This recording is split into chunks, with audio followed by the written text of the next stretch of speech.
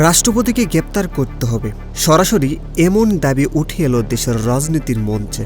অভিশংসন, গ্রেপ্তার আর গণহত্যার অভিযোগ বাংলাদেশকে ইতিহাসের এক নতুন অধ্যায়ের সামনে দাঁড়িয়ে।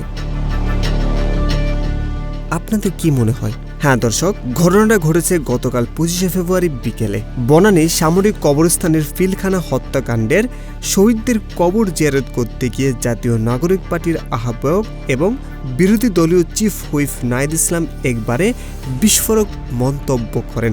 তিনি বলেন, 2024 সালের জুলাইয়ের সেই গণহত্যা ঠেকাতে রাষ্ট্রপতি মোহাম্মদ শাহাবুদ্দিন কোনো কার্যকর ভূমিকা নেননি, তাই তিনি এই দায় এড়াতে পারেন না। নাহিদের ভাষায়, সংসদের প্রথম অধিবেশনে রাষ্ট্রপতিকে অভিশংসন করতে হবে, এরপর গণহত্যার অভিযোগ গ্রেপ্তারও করতে হবে।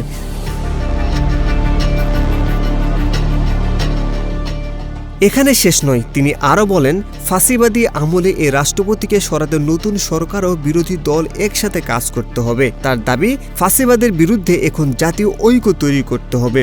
এই বক্তব্যের পর থেকেই রাজনৈতিক অঙ্গনে তীব্র আলোচনা শুরু হয়েছে। কেউ বলছে এটা সাহসী অবস্থান, আবার কেউ বলেছেন এটা রাজনৈতিক চাপ তৈরি করার কৌশল। কিন্তু দর্শক, এখানে সবচেয়ে বড় প্রশ্ন, বাংলাদেশের ইতিহাসে কখনো কোনো রাষ্ট্রপতিকে অভিশংসন করা হয়নি। তাহলে কি এবার সত্যি সেই ইতিহাস বদলাতে যাচ্ছে, নাকি এটা শুধু রাজনৈতিক বক্তব্য?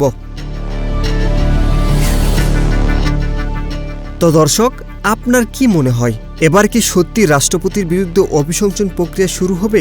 গ্রেপ্তার পর্যন্ত গড়বা বিষয়টি, নাকি রাজনৈতিক সমঝোতার সব থেমে যাবে? আপনার মতামত কমেন্টে লিখে জানান, খোলাখুলি বলুন।